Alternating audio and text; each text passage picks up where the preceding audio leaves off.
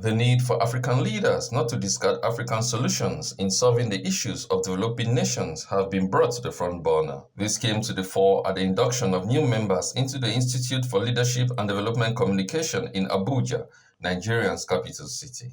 President of the institute, Desmond Okocha, said, "The West cannot proffer solutions to indigenous problems faced by African countries." The president further called on African nations to invest in data as it is a powerful tool in driving any economy. You must not allow Western narratives, postulations, to diminish our capacity as a people to develop ourselves. I'll just mention 5 areas that we should focus our attention on. Number 1 is to restudy how did our ancient cities and civilization work, and see how we can borrow, modify, adjust them to suit contemporary needs. You take the Benin Empire. Why did it work? For instance, record shows that before the Europeans knew electricity, we had lights on the street of the Benin Kingdom. We can revisit that. Before the European countries knew how to tie and pave their roads and build fences, we had those things in Nigeria. Before the Western world built their first library, we had one in Timbuktu in Mali. So the question is, let our leaders don't discard Africa's solution. Revisit them, remodel them, then we can make progress. On his part, country director of the institute, Jude Zoho, said the institution is privileged to celebrate and honor distinguished Nigerians whose contributions to nation building, public service, and social impact embody the values it holds dear. He also called on the new inducted members to be worthy ambassadors of the institute. What we're doing here today is not an attempt to reinvent the wheel. Rather, it's a deliberate and modest contribution to reform our nation's leadership recruitment process, strengthening the framework for responsible governance and transformational leadership. The ILDC is a continental professional body for development, communication, and leadership in Africa. It is also a Pan-African institute with a global outlook. It aspires to be a one-stop hub for all development agencies and leadership institutions within Nigeria and beyond. ILDC is more than an association of leadership, development, and communication professionals. It's a full-fledged institution duly recognized with a statutory authority to confer professional certification and prestigious awards in leadership, development, communication, and management. Other guests at the event said the West have been learning from the African experience and experiment. What is happening here is very important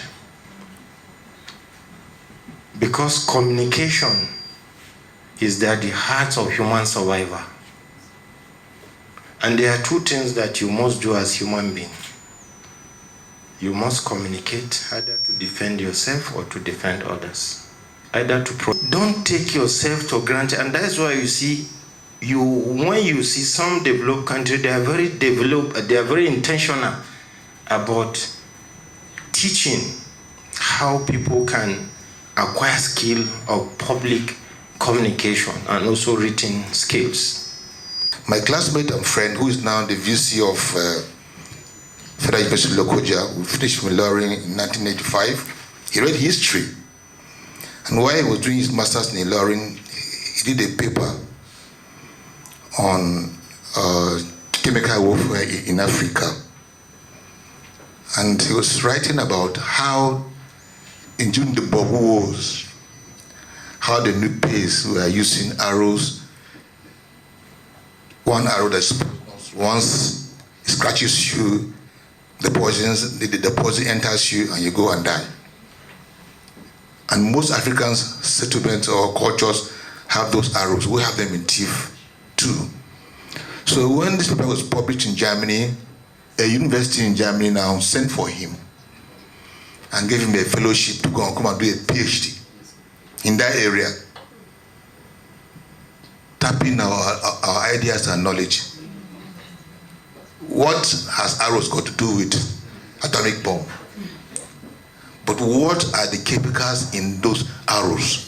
That's what Oyibo wants to know. So we're always being pillowed, being pressured to reject what is ours. The second point is about government that runs institutions, that runs us, must be transparent in what they do for the people to also follow and support those governments. And data is important in this regard. On behalf of His Excellency, the Executive Governor of Benue State, Reverend Father Dr. Hyacinth Amalia, he said I should tell you people that the state government will also key into this. Communication is key everywhere, even in government. And how we communicate our projects and what we're doing as a state to Benue indigenes and Nigeria. It's very important that we key into this, and then when I leave here, we'll talk with your organization to see how we can step this down to the state government, especially those that are in charge of handling our state communication, so that we can communicate better. High point was the induction of new members and award presentation to some outstanding individuals who have contributed to the growth of Nigeria's economy. Do solemnly affirm that as a certified development communication and leadership professional, I will pursue development communication and leadership activities with accountability and integrity.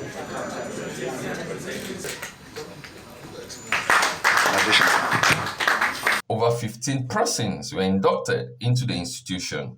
Emmanuel Onu, News 24.